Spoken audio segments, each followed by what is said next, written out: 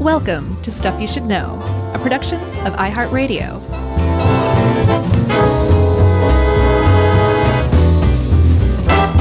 Hey, and welcome to the podcast. I'm Josh, and there's Chuck, and guess what? Jerry's here too. And I'll tell you what, Jerry will be the one who murdered us if we ever turn up dead in a lounge, or ballroom, conservatory, and she'll probably have used a lead pipe because Jerry carries a lead pipe with her at all times.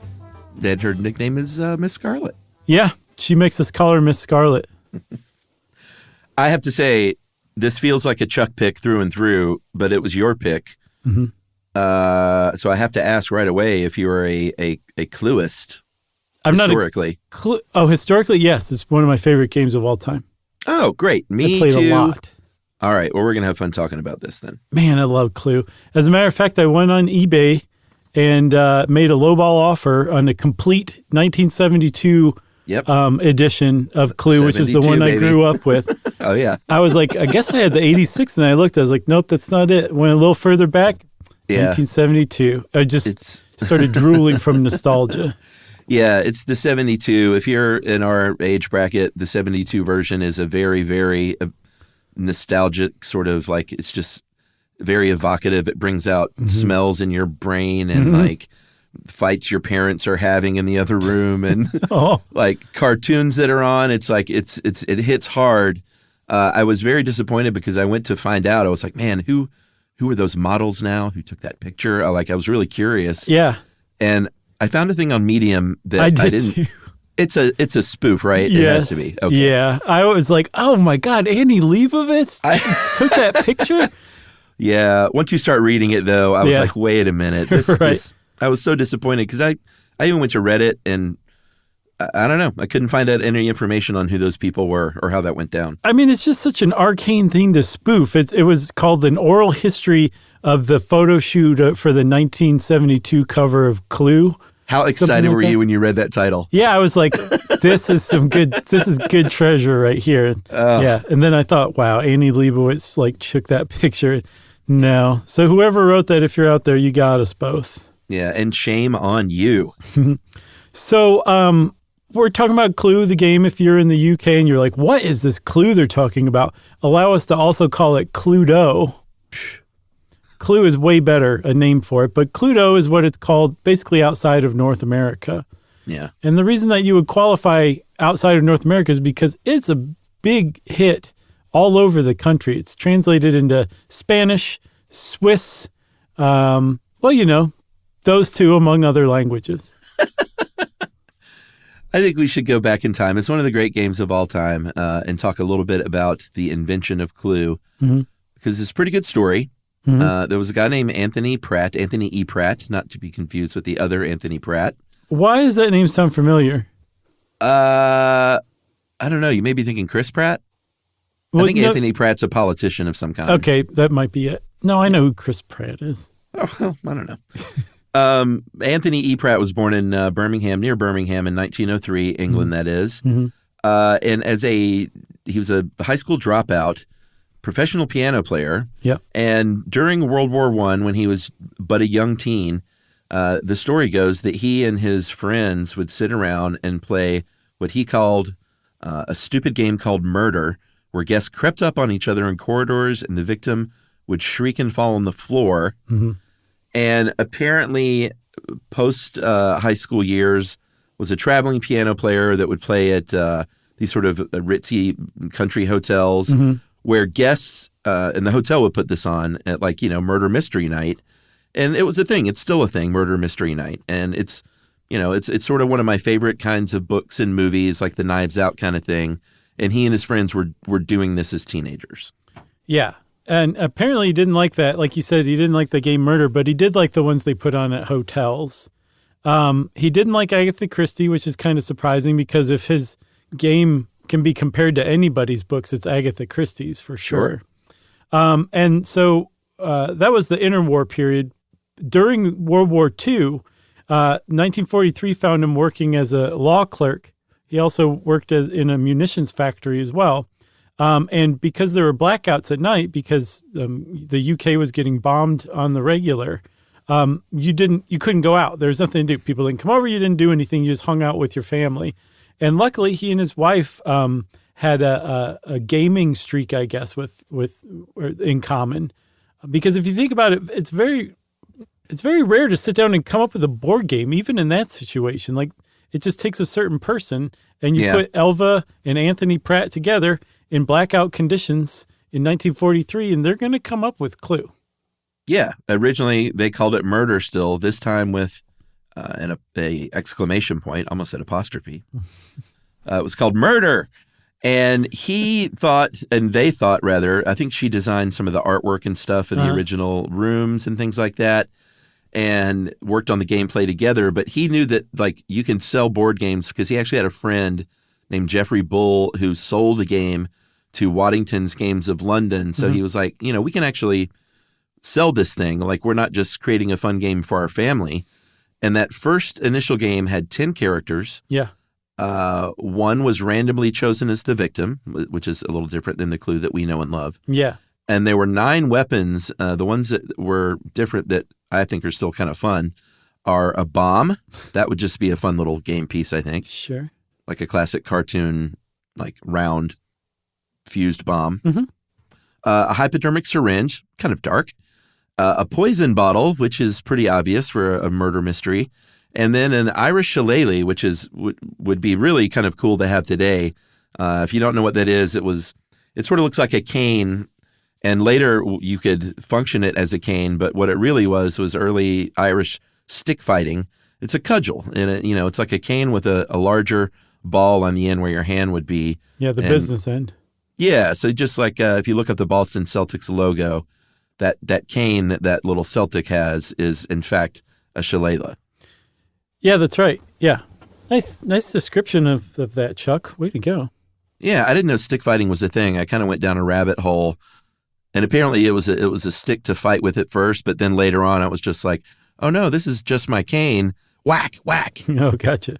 That kind of thing. So something I thought was pretty sweet was that the Pratts managed to get a meeting with the people at Waddington's, thanks to their friend, the Bulls, Jeffrey Bull and his wife. And the Bulls went with them to that meeting, and they all sat down and played this game, Murder, together. And I love it. basically on the spot, Waddington's was like, we'll take it. In 1945, they came up with an agreement to produce the game. Anthony Pratt got a patent for it in 1947.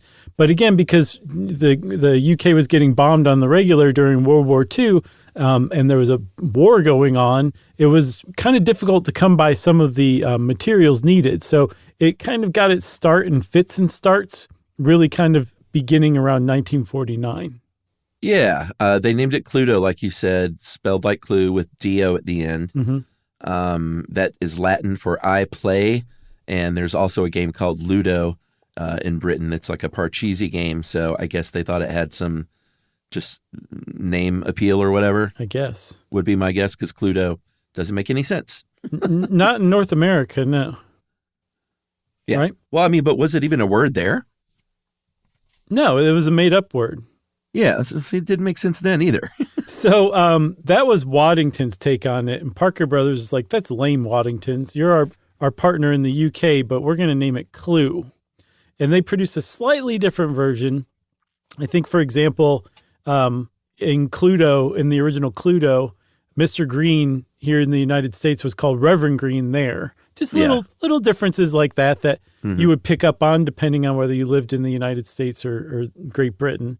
And then I think the actual house that it's modeled on also distinguished the two games.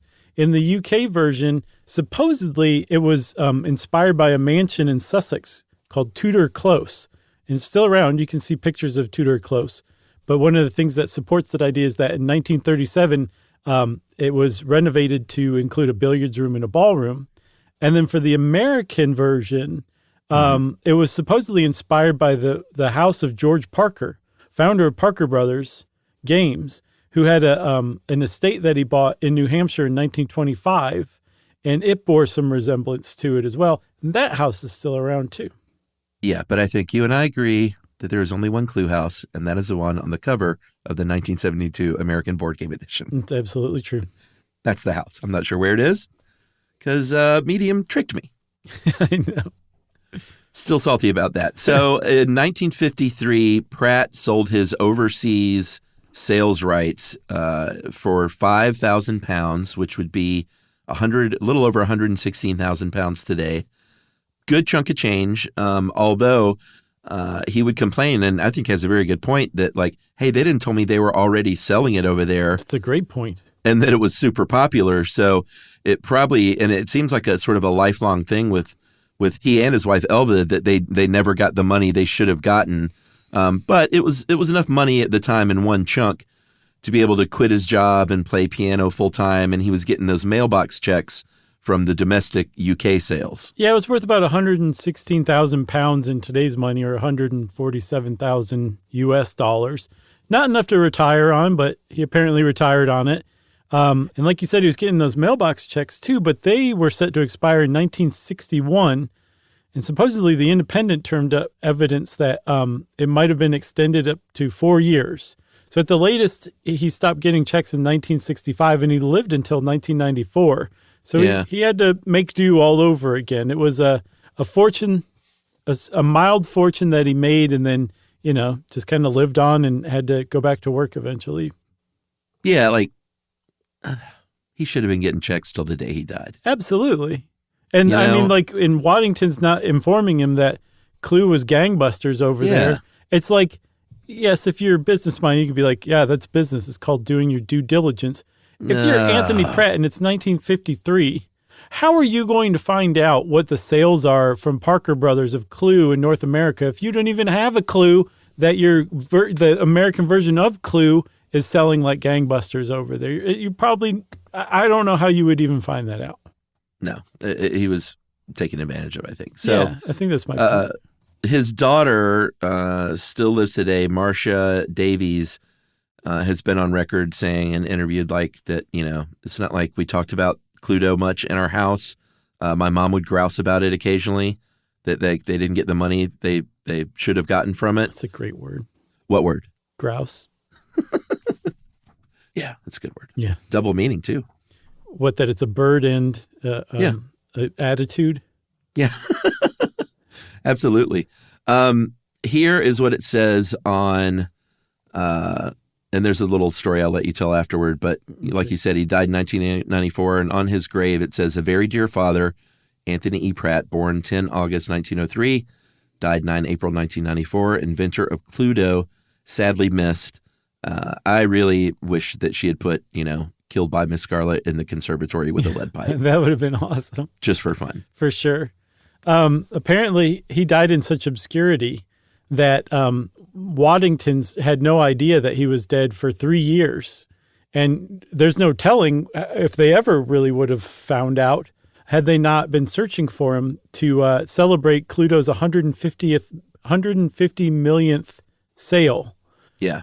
And they put out a press release telling the public, like, hey, we're looking for this guy. The title of the press release was "Wanted, for murder most enjoyable." And apparently the person who ran the cemetery that he's buried in knew that he was buried there and got in touch with Waddington's and said, "Don't waste your time, man." That whole thing just really upsets me. It is kind of upsetting. There's nothing really good about the Anthony Pratt story. Yeah, because first of all, they, I think, misled him. And then, hey, he's an old man. Let's rub in the fact that we've sold 150 million of these games Sure. that he didn't have a piece of. So, let's find him. Yeah. And they're like, he's been dead for 3 years. Even worse than that, Chuck, I read that they petitioned to exhume him to bring him to the celebration anyway. No, I'm not following I read that on Medium.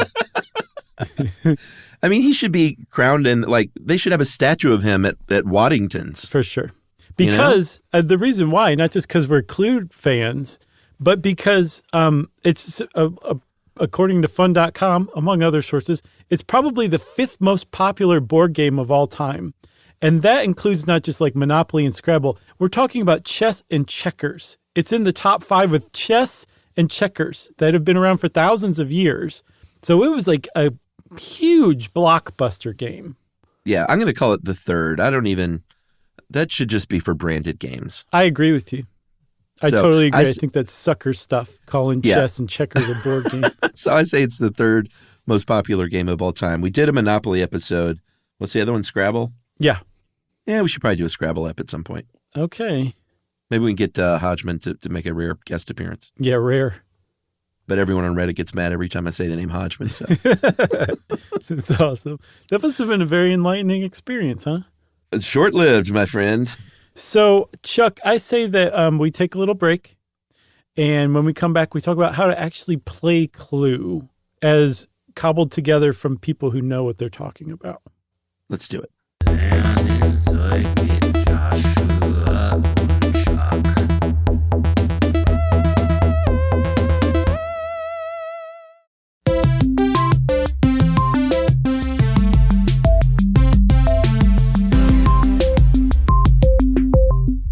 So my one regret is that I didn't get it together enough because we were on tour to play Clue before this recording, because I haven't played it in a long time. Emily and I used to play mano y mano Clue.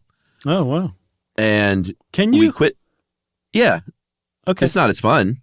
Okay. And it's certainly not fun to play with Emily because she feels like she has a sort of patented foolproof victory route. Oh, yeah.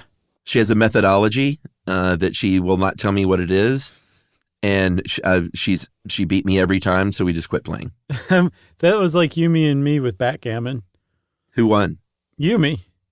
And she has a thing, like she's good at it. She was like, it's the strategy of backgammon. Strategy. Not like it's a secret or anything. She's like, I just figured it out, and I still have never figured it out, so we just stopped playing.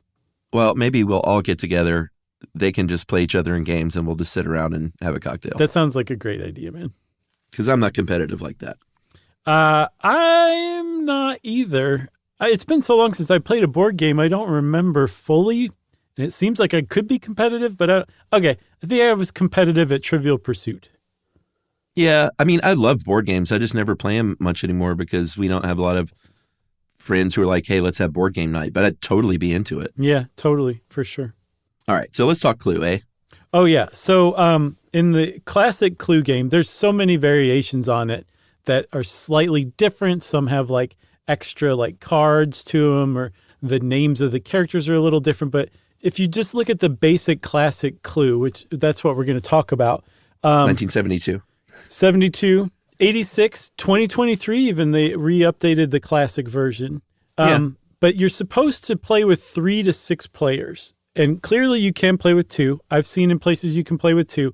But if you look at the instructions, it says 3 to 6 players, ages 8 and up.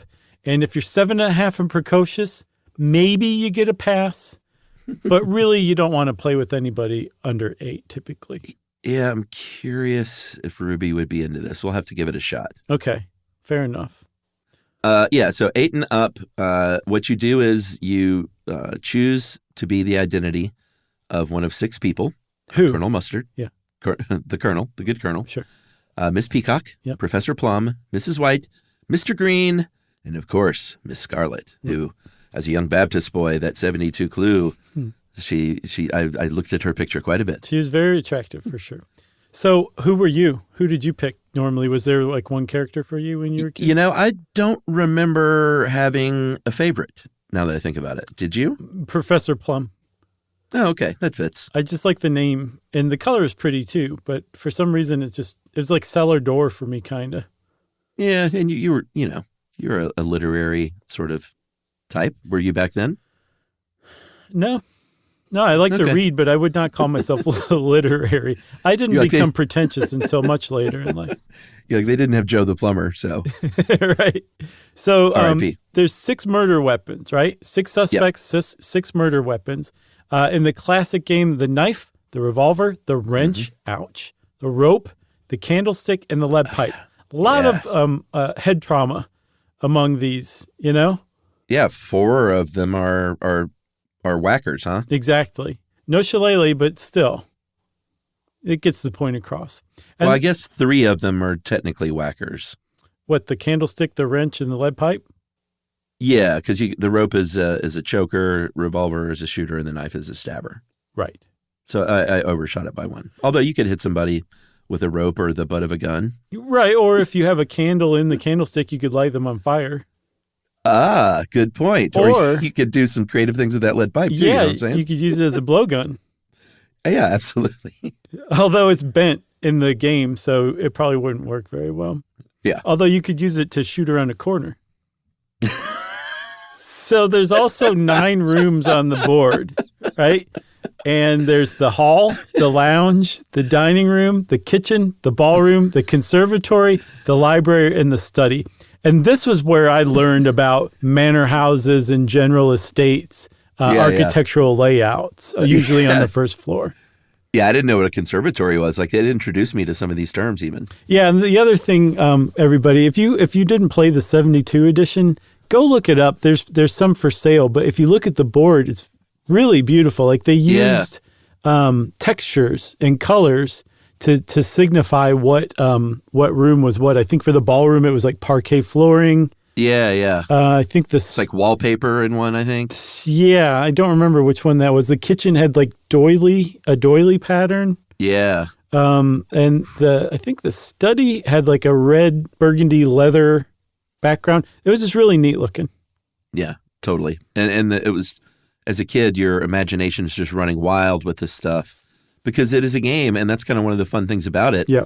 Especially as a kid, is a game that has backstory, and it a lot goes on in your imagination. It's not sorry or shoots and ladders, you know? Exactly. Well put. And in addition to the fact that it had that potential to create that, it was masterfully put together. Like the details of it were really evocative of that kind of thing. So like it really helped it along, I guess is what I'm trying to say. Yeah, totally. All right. So the beginning of the game, there are 3 cards that reveal the murder weapon, the murderer, and where it took place. You seal those in an envelope, and the whole goal of the game is to figure out who did the murder, with what weapon, and in what room. Yes. And apparently there's about 324 different solutions that it could be, which really doesn't matter because as long as there's more than 1 or 2 or 3, it's gonna be a different game every time. Yeah. So you roll the dice to move along the hallways in between rooms. And then your goal initially is to get into a room, because only when you're in a room can you say that you think the murder happened in that room. You can't do it from the hallway or whatever, right? Right. And when you're there, when you can make a suggestion. It's kind of like a soft accusation, right? Right. Where you can say, I think that it's Colonel Mustard in the ballroom, which I'm currently in, with the rope.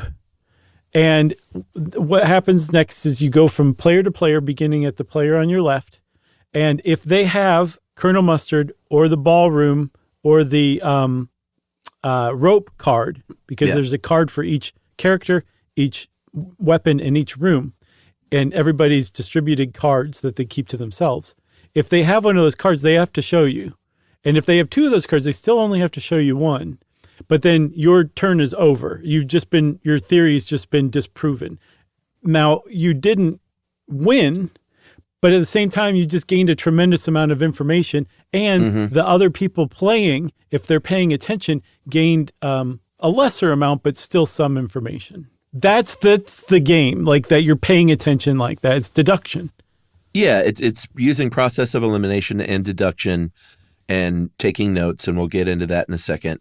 One key thing here that I don't think you said was you bring all that stuff into the room. Like you bring that rope and that character into the room. So you can also use a little bit of strategy there to pull Colonel Mustard, that player, away from where they were into that room. Yeah, that's a great point for sure. Some of it's luck, right? Sure. I mean, you roll the dice and you may or may not get into the room. And if you're not in the room, even if you know who it is, let's say you're over in the study and you got to get all the way to the kitchen because it's the kitchen, but you can't make that final accusation and win the game until you're in the kitchen.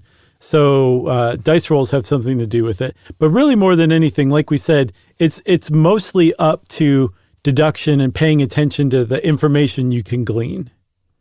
Right. And I think I may have missed it if you said it. Did you also say that if no one reveals any card at all, then you can actually like lay it all on the line and make an official accusation? No, I didn't say that. Okay, well, that's one of the keys. Like, if no one reveals a card, then you know, like, well, wait a minute. They don't have those cards, so it's possible that those are the 3 cards in that envelope. Right. If it's early in the game, it's obviously a huge risk. You probably want to save that till later, once you've narrowed it down more. But you can, I was about to say throw your cards on the table, but don't do that. But you can say, you know what, I'm gonna do it. I'm gonna go for it. And you look in that envelope, and if that's it, that's it. You're won. You've won it. And if not, then you're out. That's the big risk. Yeah, because now you know who did it with what weapon and in what room, so you're out of the game. You go pop the popcorn. Exactly. Now, if you make that suggestion, that's your theory of who did it with what and where, and nobody shows you the card, if you don't have any of those cards, then you pretty much know that you're right, because I think all the cards are distributed equally among everybody, right? Yeah. But you would say, well, why would you even say that why would you mention one of the ones that you have in your hand? And this is where we start to get into like real deal strategy that you're not going to find in the rule books very much, but work really well for Clue. Yeah, and we're going to go over theirs in one sec, but I did want to add, like, one of the genius things of Clue to me is that even when you're eliminated, it's still fun to sit around. Yes. It's not one of those games where you're like, well, I'm out of here then because, I'm out of the game, right, and watching it is no fun. It's still fun to sit around and drink a cocktail and heckle everyone else. Especially if you're 8. Yeah. But yeah, it's funny you say that, because when we were researching this, or when I was researching it today, I had that same memory. I was like, I remember I wouldn't get up from the table after I was eliminated. I'd just stay there and watch. It was really entertaining. It was like a lot of fun. The pre-internet version of Steam. I don't know what that is. It's where it's like an internet thing where you watch people playing video games. Like, you're just watching them play video games. Oh, really? Yeah. Oh, wow. Yeah. That's people make a living doing that. Is that the thing where people play? Oh, did you say video games? Yeah. Oh, yeah, I have heard of that. I thought you were saying board games. No, I'll bet sure that's out a there thing too. for sure. I'll bet that's out there too, and I'll bet they make a living from it as well. All right, so we promised some strategies, and these were, where did we call these from? They came from the Spruce Crafts, Stack Exchange posts, and Reddit threads. That's a good place to go, probably. For sure, because I mean, people share strategy for Clue all over the internet, and if it works, it works. Yeah. Now here's the deal. I haven't played it so long. A lot of these I didn't fully understand because I'm just so out of practice. So I'm going to buy that 72 game and get back into it and revisit these. But I can tell you about them. One of the strategies, and it's kind of the most obvious one, is you're using those suggestions to get into that process of elimination and eliminate, people, rooms, and weapons. It's hardest for the rooms because you have to be in that room to guess it. So you actually have to roll the dice to get there. But if you're trying to eliminate a weapon, like you want that gun out of the game, then suggest it and see if they have it. And then, you can keep sort of harping on that. Right.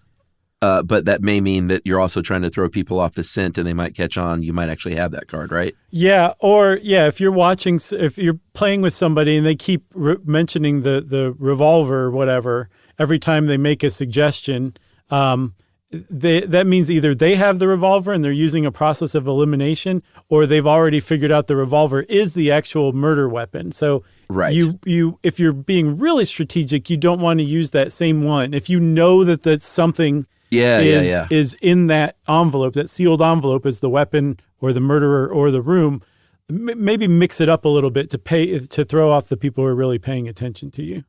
Yeah, for sure. So if anyone makes a suggestion, and, like if you suggest something to Yumi and Emily and I notice that she doesn't, or that nobody shows a card. Yeah. Or if you suggest something, period, and no one shows you a card, then chances are that you've gotten one of the 3 cards in that envelope in your suggestion. Right. But that doesn't mean that you necessarily have the answer if you don't have any of those 3 cards in your hand. Because if you have more than one card, let's say you say Professor Plum with the lead pipe in the conservatory, and I have Professor Plum and the conservatory in my hand, I only have to show you Professor Plum or the conservatory. I don't have to show you both. And so a good strategy is if I've shown you Professor Plum, I can write down, showed Professor Plum already. And so if somebody guesses Professor Plum and the conservatory again, I can just show you Professor Plum, and I will not be giving the information to anybody that I have the conservatory as well. You know what this episode is? What? Clue people are going to love it and be angry at us. Right. Non-clue people are just going to hate us. Why? Because they're having trouble following what we're saying? Well, of course, if you've never played Clue, this is getting in the weeds, Sure, it is for sure. But we're getting in the weeds such that I also don't feel confident we're getting it all right. So Clue, That's right. Clueists will be like, "Oh, guys, how could you forget?" That feeling's like an old friend to us by now, Chuck. It really is. It's the 4th leg of our podcast. Exactly. One thing that they say you can do is, if you play against the same people, it's not unlike poker in that people bluff and they have their own little tricks and things and tells. So just to sort of pay attention and try and read them if you play with your family all the time, let's say. For sure. So this is what it all boils down to right here, Chuck. It's deduction. It's process of elimination. I'll bet you can. So let's say you're holding Miss Scarlet and your friend you already know has the candlestick because you guessed it before and they showed it to you. So you know that they have the candlestick. And then somebody else says that they think it was Miss Scarlet in the dining room with the candlestick. And another player is like, here's a card that disproves it. You know that player has the dining room, right? You have Miss Scarlet. Your other friend has the candlestick. That 4th player has the dining room because they showed it to player 3, and you mark that down. And if you do that enough times, you can figure out what cards are being held by people, and hence, through process of elimination, what cards are likeliest hidden in that envelope as the murderer and the murder weapon and the room the murder took place in. I'm sure that's what Emily's doing, like a variation on that, because she's scribbling down stuff. Right. I'm not taking nearly enough notes, clearly, because that's a big part of the game. Yeah. And when I was reading about all the different note taking, and you're going to need an even bigger notebook than the notepad they give you, I was like, oh, really? No, it's true. There's it's a logic problem, basically, so much so that they train artificial intelligence on it. There's a Dutch computer scientist named Hans van Ditmarsh, who did a Cluedo formalization. He took Cluedo and translated it into AI instructions. And basically what his premise is that it's all changes in information. When you interact with other players, your information changes. And so the AI tries to figure out what route it has to take through player to player to player to get to the information it needs to win the game in the fewest moves, which essentially is probably what Emily's doing. So you're married to an artificial intelligence, it turns out. Yeah, sure. That makes sense. That tracks. But I mean, that's how logical Clue actually is. It's this process of deduction where if you can track the information that you're getting or that other people are getting, you can win the game every time, basically. Yeah, and was that the thing that Duke University used? Yeah, they came up with their own thing, an algorithm to play Clue, which anytime you have a logic problem, you can develop an algorithm for it, right? Yeah, so they basically turned it into an algorithm for what you were kind of talking about, like a treasure hunt problem, how to get there the quickest, how to get to the answer the quickest. And they said, like, one day they can apply this kind of thing to stuff like robotic mine sweeping even. Yeah. Which is pretty cool. Go find the mine, like, quicker. Yeah. If you're just playing casually with friends casually, or if you're the only one who's not playing casually, maybe reconsider using some of these harder core in the weeds strategies and just pay attention and use the notepad that it comes with and have fun. Yeah, and maybe don't announce before the game that I have a foolproof method that I win every time. Yeah. And at least don't take a lap around the game table after you win. Oh, she's the worst winner. All right, so let's take a break then, and we'll come right back, everybody.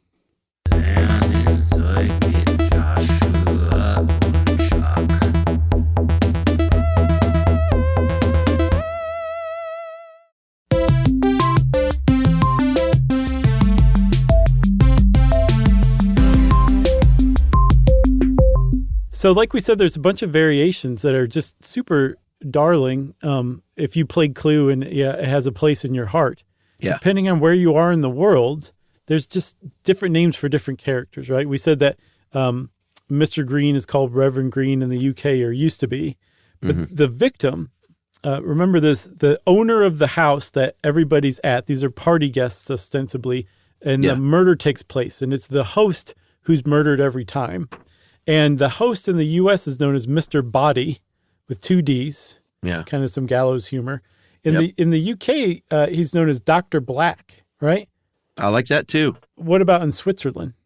It's funny because some of these I was like, no, of course not. It's the classic is what you want. But some of these I liked. Herr Cluedo in Switzerland. Signor Lemon in Spain. Nice. Like you said, he was Reverend Green, but Dr. Olive in France was Mr. Green, which is okay. Professor Plum is Professor Black in Brazil. Okay. Mrs. Peacock is Baroness von Blau, which I love, in Norway. And in Switzerland, I do not like this one. Colonel Mustard is Madame Curie. Not Curie? Is that what it's supposed to be? I guess so. I thought Curie was Curie. Right, it is, but curry is a color. Is that a play on that? I think so. That's how I'm taking it. I hate it even more. All right. There's also been some changes to the materials, too. If you bought the original version of Clue back in 1949, I guess, the rope was actually a little tiny piece of rope. I love that. And the lead pipe was made of lead. Amazing. Yeah, that's authentic stuff. Over the years, though, they've generally stuck to the same premise, the same characters, and just kind of like, it's been like jazz. Like they've been riffing on, the original form. Yeah, like the backstories would change a little bit. And this is the kind of thing where I'm really going to try and resist the urge to poo-poo more modernized changes. I know what you mean. As like, Gen X guy who says the 72 version is the best. But right. Colonel Mustard is a soccer star as of 2008. Jack Mustard. Professor Plum was turned into Victor Plum, a video game designer. Brilliant video game designer. Yeah, that's fine. If that helps, kids get into it a little more. What I am going to take issue with is adding home theater as one of the rooms. That's funny because that was the one that made the most sense to me. Oh, I don't know. Updating the room? Yeah, I mean, it makes sense. I don't know. Killed somebody with a candlestick in the home theater? I don't know. Just, it feels at odds with the sort of, because I still sort of associate it with this sort of English estate kind of thing. I see what you mean, for sure. I get that. But I guess they probably have home theaters in the UK, right? No, of course they do. Oh, okay. So that was the Discover the Secrets 2008 edition. And that was probably, from what I can tell, the biggest makeover of any of the editions. They went so far as to get rid of Mrs. White and replaced her with her adopted daughter, Dr. Orchid. That didn't last all that long. I guess it lasted a decade or two, but in 2023, they came up with another update, and they basically took it back to the beginning. Mrs. White came back, but now she's Chef White. They combined the UK and the American names for the host, and now it's Mr. Bodden Body Black. Right. Colonel Mustard stopped playing soccer and went back to the military. Mrs. Peacock is now a lawyer, a solicitor. Mr. Green's a mayor. Miss Scarlet's the same. And Professor Plum is the same. And the weapons of the rooms are back to what they were back when we loved the game, Chuck. So you can settle down. Yeah, and I looked up this new one because there are people that have been saying like, oh, they made them all sexy looking. I don't know about that. I guess they skew younger than the original cast on that, or not the original, but the 72 version. Yeah. I believe Miss Scarlet and Plum now are people of color, so they've gotten a little more diverse, which is good. I think Mayor Green is as well. And they're also licensed versions, which I've never seen. I have that Star Wars Monopoly, which is a lot of fun, but apparently there's a Alfred Hitchcock Clue. That sounds awesome. It sounds pretty good, where the characters are characters from the movies, Hitchcock movies. Kind of fun. One of the rooms is the Bates Motel. Of course it is. I finally saw Psycho for the first time. What? Just like a month ago, maybe. I was reading about it, and I guess I watched that documentary about the shower scene, which is a pretty good documentary. And it made me realize, like, the way that people were talking about the movie, I'm like, that doesn't track with what I know about Psycho. And turns out it's a far different movie than what I realized. It's really good. Yeah, I mean, that whole first part of the movie, like, if you haven't seen it, you probably wouldn't even know it existed because not many people talk about it. Yeah, and I can imagine, like, watching that movie before, everyone knew that Norman Bates was the killer. Yeah. And that, the protagonist, who you think is the protagonist, gets killed off, the big star, that it was just totally shocking. Yeah. Must have been amazing. Great. Have you seen a lot of Hitchcock stuff? Or Yeah, which is why it's really weird that I hadn't seen Psycho. Yeah, great movie. Scooby-Doo version, the weapons are monsters. And then this one's kind of cute. The Golden Girls Clue version, instead of murder, it's who ate the last slice of cheesecake. That's adorable. It's so, what do they call it online? Wholesome. Wholesome, right. So there's been a ton of spinoffs of the Clue IP, owned by Hasbro, by the way, who also made our Stuff You Should Know version of Trivial Pursuit. Yeah, they bought out the other companies, right? Parker Brothers and Waddingtons. Yes, They dominate. But so there was like a game show in the UK from 1990 to 93, which was pretty cute. I was watching part of an episode. There was a series of young adult mystery books. There was a 1980s VCR game, which is actually really beloved and harder than the board game by far. I remember those. Yeah, me too. Not Clue, but just VCR games. Supposedly, Dwayne Perkins from The Blackening is coming up with an animated series based on Clue. Cool. And we just could not have this episode and not discuss the classic 1985 movie Clue. It's so good. Not just as in its own right, a good movie, but as an adaptation of something that already existed, it just did it perfectly. Yeah. It's one of my favorite comedies of the 80s for sure. It was, now it's making something like a movie out of a video game is something that wouldn't surprise you. But 1985, it was very unusual. It was written and directed, co-written by Jonathan Lynn and directed by Jonathan Lynn, co-written with John Landis. Yeah. Jonathan Lynn also directed My Cousin Vinny and The Whole Nine Yards. Oh, cute. So, a few other pretty big movies. And it's one of my favorites. The big mistake, then why it was considered a box office flop, was that studio executives got greedy and they would send 3 different prints of Clue to movie theaters with a different ending on each print, with the idea that, hey, people will go and see this movie 3 times to go and see the 3 possible endings. And it did not work out that way. I know, that's crazy, because I saw it in the theaters and I was enthralled by the idea that there were other endings. I thought that was the coolest thing I'd ever seen in my short 9 years on the planet. Did you go see other versions in the theater? Do you remember? No, I was just content with knowing there were other versions out there. But when the movie came out on VHS, we rented it like toot sweet to watch them all, because they very wisely included them all in the ending, which is the same if you watch it on like Prime or Netflix or whatever now. Yeah, and it not only is it great to not have to pay 3 times to go see it, but it functions really well with the 1, 2, 3 endings, because they do the ending and they'll say, or it could have happened like this, and then that's when Tim Curry just really shines. He's great through the whole thing as Wadsworth, the butler, but he really, really shines when he's, it's just a genius comedic performance. Yeah, for sure. So did Madeline Kahn as Mrs. White when she talks about hating Yvette.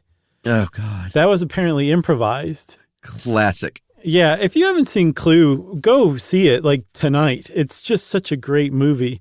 And our friends over at Mental Floss, Matthew Jackson, wrote something about like little known facts about the movie Clue. And apparently there was a fourth ending originally that they didn't bother shooting. Carrie Fisher was supposed to be Miss Scarlet. Oh, gosh. Rather than Leslie Ann Warren. Exactly. And get this, the singing telegram girl, that was Jane Weedland from the Go-Go's. Yeah. I mean, there's another one, too, if you want to hear it. Let's hear it. You know who played Mr. Body? No. It was Lee Ving, who was the singer and guitarist of the hardcore punk band Fear. No. Yes, John Belushi's buddy. Wow. So 2 music connections. I think we should go through the rest of the cast, too, just because it's short and amazing. It is a great cast. Christopher Lloyd played Professor Plum. Yep. You already mentioned the great Madeline Kahn. Flames on the side of my face. It was just unbelievable. Also in that scene when he's running, he grabs her. Tim Curry grabs her to run upstairs and explain how she did it in one of the endings. And I think she probably made this up too. She trips and falls on her face like a third of the way up the stairs and he keeps going. Yeah. Great physical comedy. Sure. The great Martin Mull is Colonel Mustard. Yep. Michael McKean is Mr. Green. I mean, I feel like ruining his great last line, but maybe I shouldn't. Yeah, don't. Okay. Eileen Brennan, who is wonderful. Miss Peacock. We already mentioned Jane Whelan and Ving. Colleen Camp, classic, as Yvette. And if you recognized the cook, she was a MASH. Kelly Nakahara played the cook, and she played Lieutenant Yamoto in MASH. Yeah, I remember her.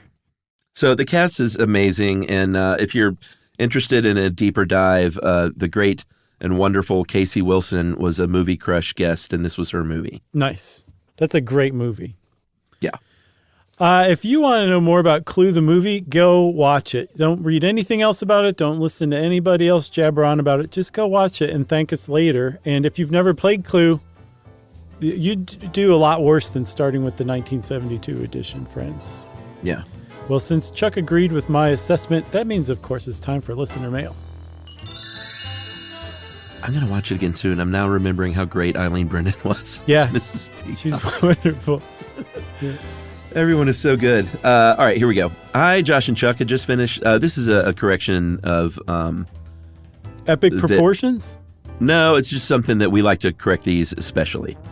Just finished listening to the J.D. Salinger episode. Fascinating listen, so thanks for diving into this. I'm a big fan of Stuff You Should Know. This is my first time sitting in a correction. But at the end of the episode, Josh refers to an article by a guy named Michiko Kakutani. I thought it was important to note that Michiko Kakutani is a woman. She's a revered literary critic, writer, and Pulitzer Prize winner. And I wanted to make this trailblazing woman make sure that she got her due on your show. And that is from Julie Ann Behar from White Salmon, Washington. Thanks a lot, Julie Ann. I appreciate it. I feel like all the corrections that we're reading lately are mine, disproportionately. I'm not filing mine away and like burning them. Yeah, that was a pretty big flub. I'm sorry about that. Thank you for that correction. That was a good one. If I misspoke in this episode or any other episode that you noticed, let us know about it. Chuck will read it for sure on the air. You can send it off via email to stuffpodcast@iheartradio.com. Stuff You Should Know is a production of iHeartRadio. For more podcasts from iHeartRadio, visit the iHeartRadio app, Apple Podcasts, or wherever you listen to your favorite shows.